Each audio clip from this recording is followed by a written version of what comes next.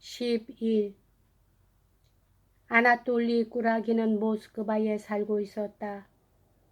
그것은 그가 페테르부르크에서 한 해에 2만 루블 이상이나 돈을 쓴 데다가 그와 같은 액수의 빚까지 져서 채권자들이 그 빚을 모두 아버지에게 청구해왔기 때문에 아버지로부터 페테르부르크에서 추방당한 것이었다. 그때 아버지는 아들에게 이번만은 내 빚을 반만 갚아주겠다. 그러나 그 대신 조건이 있다. 다름이 아니라 모스크바로 가서 자기가 여러 가지로 힘써서 마련해준 총사령관의 부관 자리에 있는 동안 거기서 적당한 배우자를 얻도록 노력하라고 선언하고 그에게 공자경의 마리아와 줄리 까라기나의 이름까지 지적해 주었다. 아나톨리는 이것에 동의하고 모스크바로 와서 피에르의 집에 머물렀다. 피에르는 처음에는 마지못해 아나톨리를 받아들였으나 이윽고 차차 익숙해져서 이따금 같이 술자리에 나가기도 하고 빌려준다는 구실로 돈을 주기도 했다. 아나톨리는 신신이 핵심을 찔러 비평한 그대로 모스크바로 온 일에 모든 모스크바의 기부인들을 미치게 했다. 그 주된 이유는 그가 그러한 귀부인들을 경멸하고 그보다 집시 여자며 프랑스 여배우를 더 좋아하고 쫓아다녔기 때문이었다. 그 프랑스 여배우의 우두머리인 마드모아젤 조르저는 그와 밀접한 관계가 있다는 소문이었다. 그는 다닐로프 등 모스크바의 탕하들이 베푸는 술자리에 한 번도 빠진 적이 없었고 그들 중에서도 가장 뛰어난 주호로 몇 날 밤을 새워 마시기를 계속하고 상류사회의 야외와 무도회에는 언제나 모습을 보였다.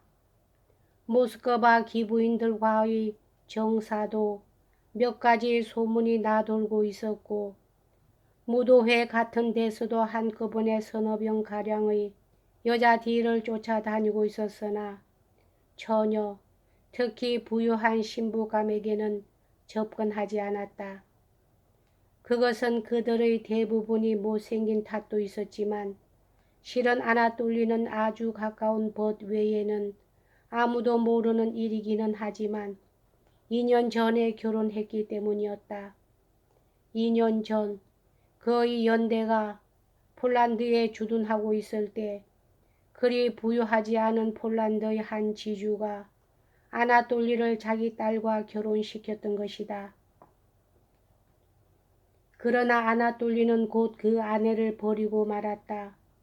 그리고 약간의 돈을 장인에게 정기적으로 붙여준다는 약속 아래 독신자로서 행세할 권리를 얻었던 것이다.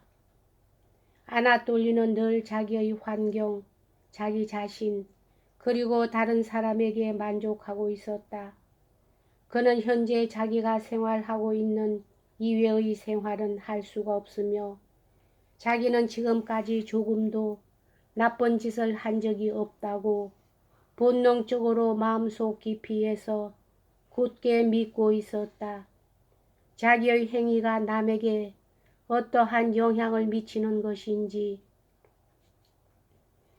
또한 자기 행위가 어떠한 결과를 낳는 것인지 하는 것은 전혀 생각하지 못하는 성품이었다.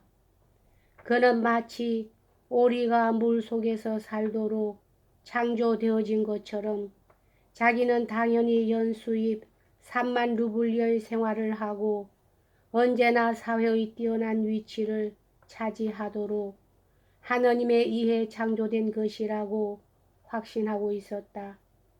그가 어디까지나 그렇게 굳게 믿고 있기 때문에 다른 사람들까지 그를 쳐다보고 있는 동안에 그것을 믿게 되어 사교계의 뛰어난 위치도 돈도 그에게 거절할 수가 없게 되는 것이었다. 이렇듯 그는 닥치는 대로 누구에게나 돈을 빌고는 절대로 그것을 갚지는 않는 것이었다. 그는 노름꾼은 아니었다. 최소한 그는 절대로 돈을 따기를 바라지는 않았다. 그는 허영심이 강한 편도 아니었다. 다른 사람들이 자기를 어떻게 생각하건 전혀 문제로 삼지 않았다. 명예심은 더욱더 적었다. 그는 몇 번이나 자기와 자신의 이력에 먹칠을 해서 아버지를 안절부절 못하게 만들고 명예니 하는 것을 모두 일소에 붙이고 있었다. 그는 또 인색하지도 않았으므로 누구에게 부탁을 받았을 경우에도 거절한 일이 없었다. 그가 사랑하는 오직 하나의 것은 주색이었다. 그의 의견에 의하면 이러한 취미는 조금도 천한 데가 없었고 더욱이 이 취미의 만족이 다른 사람들에게 어떠한 영향을 미치는가 하는 것을 반성할 줄 아는 성격도 아니었기 때문에 자기를 나무랄 데가 없는 인간이라고 믿고 비열한 불량배들을 진심으로 경멸하고 평안한 양심을 가지고 잔뜩 거더름을 피우고 있었던 것이다. 이 같은 남자 막달레나들이라고도 할 수 있는 방탕아들에게도 여자 막달레나의 경우와 마찬가지로 자기의 순결을 믿는 잠재의식이 있어 그녀는 모두 용서받을 것이다. 왜냐하면 그녀는 많이 사랑하였기 때문이다. 이와 마찬가지로 그는 모두 용서받을 것이다. 왜냐하면 그는 많이 즐겼기 때문이다. 라는 용서를 바라는 마음이 깔려 있었다. 추방당해서 페르시아로 건너가 거기에서 가지가지의 모험을 한 뒤 이 해에 다시 모스크바에 나타나 호화로운 누름꾼 생활을 하던 돌로호프는 옛 베테르부르크 시절의 동료인 꾸라긴에게 접근하여 그를 자기의 목적에 이용했다. 아나톨리는 돌로호프의 총명함과 대담함을 진심으로 사랑하고 있었다. 그러나 돌로호프는 아나톨리 꾸라긴의 명성과 인척 관계가 자기의 노름꾼 폐에 부유한 젊은이들을 끌어들이는 미끼로서 필요하였기 때문에 상대방에게 그것을 느끼게 하지 않도록 하면서 꾸라긴을 이용하고 또한 즐기고 있었다. 그는 이러한 타산에 의해서 아나톨리를 필요로 하는 이외에도 남의 의지를 지배한다는 것 그 자체가 돌로호프에게는 쾌락이기도 하고 습관이기도 하고 요구이기도 했다. 나타샤는 꾸라긴에게 강한 인상을 주었다.